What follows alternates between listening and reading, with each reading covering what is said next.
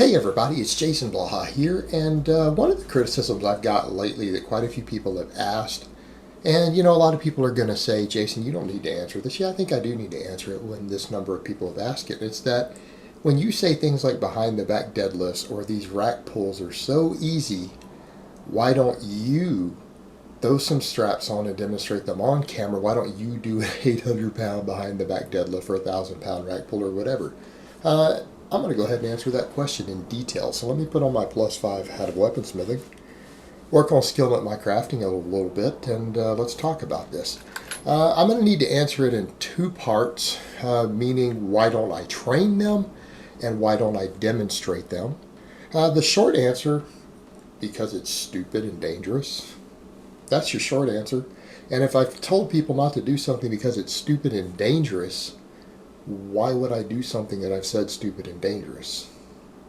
That would be like me going to my gun channel and saying, it's a lot easier to shoot yourself in the foot with one of these handguns than it is a target 100 yards away with a handgun. It's a lot easier. You can hit it easier. But it's dangerous and it's stupid. And then someone says, well, why don't you prove it? Why don't you do it? Well, because it's not impressive and it's stupid and dangerous, and I don't like having bullets go through my feet. It hurts.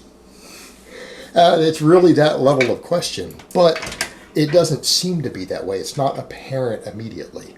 Now, the reason we have to discuss why don't I train them before why don't I demonstrate these lifts, because to demonstrate something you probably need to train it a few weeks. In other words, we can talk about building a big strength base all we want, but if a person is going to demonstrate a specific lift for performance, they probably need to spend at least 3 or 4 weeks training it. Even if they've built up all the muscles in the body to be strong, they still need to train the specific motor pattern. And it'll take at least 3 to 4 weeks to build a strength base on a lift that you don't normally practice, even if you've built the musculature and overall strength in order to perform it very well. So I'd have to train it. The problem with training them, hell, first I'd have to dish out $10 for straps, but that's a very weak argument. I have $10 to buy straps if I want. Not a problem, other than I don't own a pair of straps. I think they're stupid. I'm not interested. I'd have to waste money already for something that's useless for any other purpose but performing these lifts. But when it comes to actual goals, it would set my training behind. I'm older, guys. I'm in my 40s, and I have a couple decades of experience around the iron game of lifting, observing others, talking to coaches, and doing reading. I'm not someone who's only been around this a short time. I'm not someone who's only been reading on the internet. I've read dozens and dozens of books on strength and conditioning in my life, obviously. I've taken classes on it at school. I've trained other people. I've trained myself off and on. Obviously, I had to take several years off from training. I got really sick. I've talked to many, many coaches and many athletes in a wide variety of strength-related sports, everything from American football to powerlifting to Olympic lifting. I have a pretty good idea of what's going on. I have a pretty good knowledge of this. I have to be careful of this, guys. My goals right now are to get as strong as I possibly can while staying injury-free in my 40s. All right, I'm not going to bounce back from injuries the way a 20-year-old is. I'm 41 years old. I'm trying to get to some fairly impressive numbers again. To do that, I have to pay attention to connective tissue. I have to pay attention to recovery. I cannot afford to get hurt. Furthermore, this is actually more or less what I do for a living now. I make pretty decent money on YouTube. I know a lot of people say, you don't, you're lying. Well, no, I make pretty good living doing this. It's not bad. I see the check deposits. If I suffered a major injury by doing something stupid on camera, that hurts my income. It hurts my future performance. This is stupid. I can't afford to do stupid things.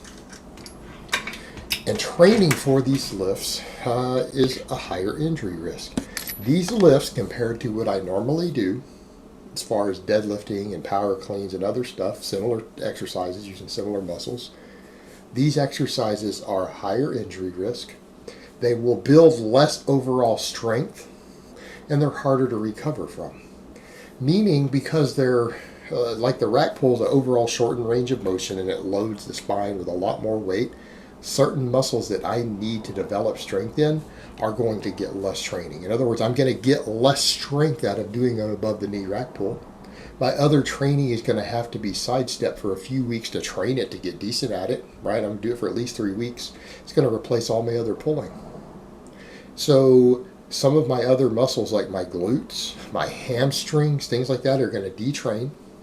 My grip strength is going to detrain because you have to use straps for this. So I'm going to get less grip work. It's going to be an inferior exercise for building overall strength because I'm going to lose grip strength. I'm going to lose glute strength. I'm going to lose posterior chain strength while messing with this silly exercise. It's harder to recover from. I'm going to not be able to do as much total training volume per week because the amount of axial loading from the heavier weight is going to interfere with my overall training recovery. I'm going to gain less strength on other lifts while I do this. In fact, I might even regress on other lifts while I do this. It would set me back. And it's a higher injury risk, right? Your chances of herniating a disc due to compression and stuff on an exercise like this is higher. I'm not 25. I could risk worst case scenario. It's unlikely. Worst case scenario, I could cripple myself and put myself in a wheelchair training a silly lift for several weeks as an older lifter when it's a lift that nobody cares about. There's no strength standards. Why would I do that? Why would I interfere with my own training and risk injury to train this lift for a few weeks? It's stupid. It's not that beneficial of an exercise compared to what I already do. It's inferior to what I already do. If it wasn't, I would train it. See how that works? In other words, if I was convinced by someone else that something else is better than what I'm doing objectively, I would switch. It's not that what I do is the best because I do it. I do what I believe to be the best towards my goals at any given time. It doesn't work the other way around. It's not because I choose to do it that it's the best. I try to pick things that objectively are the best for a goal. And because this doesn't appear to be, I wouldn't do it. Same thing, we go to a behind the back deadlift. Now, we could argue, well, you'll get just as much glute involvement, posterior chain, less spinal erector strength. No grip training because it's too heavy. In other words, yeah, I can grip 600 pounds on a deadlift. I can't grip 800 pounds on a deadlift. So I'm going to have to take time away. I'm going to have to wear straps. It's going to interfere with my grip strength development. I'm going to have to do additional grip work. My lower back isn't going to get quite as much training, my spinal erectors, and it's harder to recover from. So in other words, it's going to interfere with my total training response for 3 to 4 weeks to learn this exercise. It's going to set me back towards my own long-term goals with no tangible benefit. My grip strength is going to detrain. I'm going to have more problems recovering due to the additional axial loading by having an extra 200 pounds on the bar, more than I would normally compress my spine with. And it would be fine if I was strong enough to lift 750 for reps. I would work around it on the more conventional exercises. But what do I do all the time? You guys see me do whole phases of deficit deadlifts where I work with 30, 40 less pounds. Why? You recover easier. It allows you oftentimes to do more training volume to train the same muscles and the same movement pattern with slightly less weight, and therefore more recovery because of less axial loading. This goes in the other direction. Because you're getting a leverage advantage, that means all the other muscles in your body have to put out less force to lift the weight. You have to use a heavier weight. The spinal compression involved interferes with recovery. There's a reason most people don't do high volume deadlifting other than short phases. You guys remember I was doing high volume deadlifting for a while, and now I've switched back out of it. I was doing 7 sets of moderately heavy deadlifts a workout every week. Right? You can't sustain that. The reason your deadlift volume has to be limited. You start messing with these heavier deadlift variations, you run into recovery issues. It's problematic. It would interfere with my overall training workloads, and even my grip training. I'd have to do extra grip training to compensate. This is not beneficial to my goals, and it's a higher injury risk due to being forced to use a much heavier weight to compress your spine with than I would even use in competition. In other words, Getting to an 800 pound behind the back deadlift, doable, but it's a heavier weight than I'm ever going to load my spine with, even if I were to go do a powerlifting meet again, because I will never deadlift 800 pounds. In other words, I'm taking risks that don't have any sort of trophy, award, recognition, competition, nothing involved. And then we come to the point of demonstrating them. Why? We go back to this, hitting a 1 rep max on an exercise that's a heavier weight than you would use on any conventional lift, carries with it a higher risk. You know what? There's a risk of injury by deadlifting a 1 rep max in competition. It's there. It's not a massive risk, but it exists. These are exercises that are using an even heavier weight. You are risking a higher rate of injury than you are going to risk even in a powerlifting meet. To do an exercise that no one cares about other than a few kids on the internet who don't know anything about strength training, who are going to say, oh man, that guy's strong, so what would I do? Use these to grow my YouTube channel? And then once the kids join my channel, because, oh man, this guy's really strong. He did an 850 pound behind the back deadlift. Then they realize that I think the lift is stupid and dangerous and that they're idiots. That I'm going to think that they're a moron for being impressed by it.